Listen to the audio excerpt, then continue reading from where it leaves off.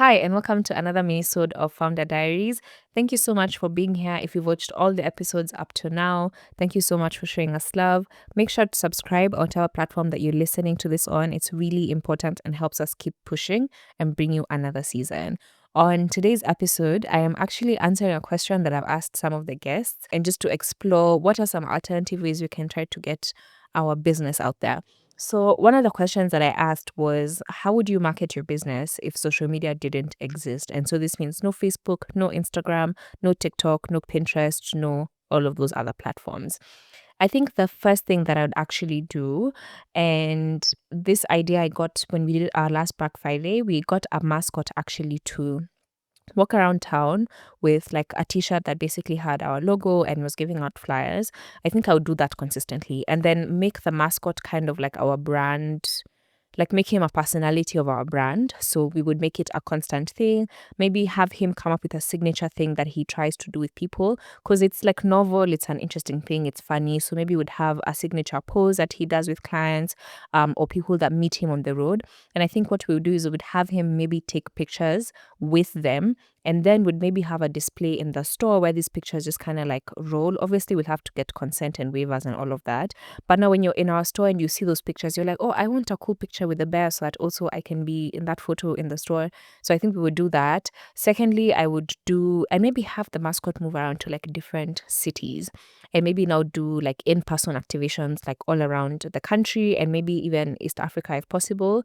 And then next I would do billboards, but in strategic places and actually with effective messaging. So recently we mentioned those billboards by Clean It, and they're very simple. Like the message is clear, there's a mess, and then you clean up the mess with Clean It. Like it's simple, it's clear, it's articulate, it's not like too fanciful or whatever. I think often billboards sometimes will try to overcomplicate it and then it stops making sense. It doesn't even catch your attention. So I'll try to do really simple billboards that communicate the solution that we are offering our clients and in strategic places, and maybe even find a way to make it interactive. Next, I don't know if we would still have a website if there's no social media. Okay, let's assume we still have the website. So I think we would really try to maximize on customers who come to shop on our website and make sure that we find a way to make it such that they explore as much of everything as much as possible. If I got the chance to maybe open other stores, I would steal House of Leather's design. You know how you have to go through the whole store to get to the checkout? So basically, they force you to see everything they sell before you leave. That way, there's a maximum opportunity that you buy as many things as possible. So I would try to find a way to do a similar design because I think what we rely on heavily or what can really help you is making sure your basket size is bigger. That way, you're not constantly looking for more and more clients, but trying to get your existing clients to spend more money. I would also maybe do a subscription service or try and find a way to package it that maybe you pay a fixed amount every single month and you get your skincare deliveries right on time, right when they're running out. I would also do targeted messaging to our customers. Let's assume we still have mobile phones. Like you'd get a text a few days before your sunscreen runs out. So we'd have data of when you bought your sunscreen. And so we know this sunscreen is 50 ml, so it should last you 6 weeks. So in maybe 5 weeks and 5 days, you get a text saying, hey there, your sunscreen is probably running out. If not, maybe you've not been consistent, but that's also okay. If you'd like to refill, please do come by and refill or just simply click this link to complete your purchase. And if you do so, you get a 10% off.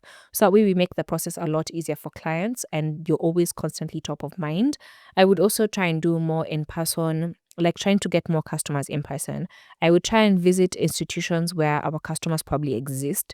So like churches, women's guild, I'd befriend like all the moms in probably my child's school and try and find as many places where my customers probably are and my target audience and make sure that I'm selling to them. Or even introduce like some kind of interactive service that we offer, maybe even like for charmers, for example. So maybe we come, we do like mini like facials or massages, then we tell them about how to take care of their skin. I would also maybe try and find a way to tap into like other TAs or even introduce like a referral program where like if you bring a friend, you get like extra money or something like that. Definitely opening more physical locations might then be something that we do because then we rely on that to physically reach more people. What else? Yeah, I think that's what I would do. I think I've optimized as much as possible and try and also place ourselves in more strategic places. So like if that means airports, if it means actually my project for end year of uni, actually I wanted to do like a vending machine but for skincare, to put like at strategic places like hotel lobbies and like hotel or airports, because sometimes maybe you're traveling and you need a small sunscreen, or you, even worse, lip balm. Is there anything worse than being somewhere and your lips are dry and you can't find your lip balm or you lost it? So having even mini vending machines like that, like at gyms, where you can get a lip balm, like you forgot yours in the house, but you can easily access that. So you don't have to really talk to someone, but there's an interactive screen that can give you information on the product and you can just go ahead and purchase it there. That would also allow us to have more reach without the expense of necessarily a full-blown location. That would mean overhead, salaries, and all of those things. I think that's what I would do. And I think I've just now given myself a very long to-do list. Yeah. Let me know your thoughts. What would you use to market your business if you didn't have social media anymore? And I think actually the where we are venturing into in terms of trend, so many people are now understanding the importance of social media. Yes, we're all using it, but I think it's becoming a really crowded space. So we need to keep finding more ways to kind of attract our customers' attention and be able to retain it in ways that are different than just like Instagram and saying, this is my product. Yeah, thank you so much for watching. This has been another minisode of Founder Diaries. Catch you on the next one. Bye. This podcast is proudly sponsored by Beauty Square KE. Beauty Square was my first full-blown business and the brand that pulled me into entrepreneurship and shaped so much of what I share here.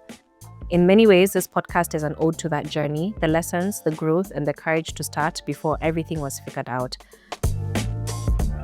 At Beauty Square, we're passionate about helping everyone become a skin expert, offering authentic products from TikTok favorites to proven solutions for acne, dark spots, and more, with a team ready to guide you through all the right choices.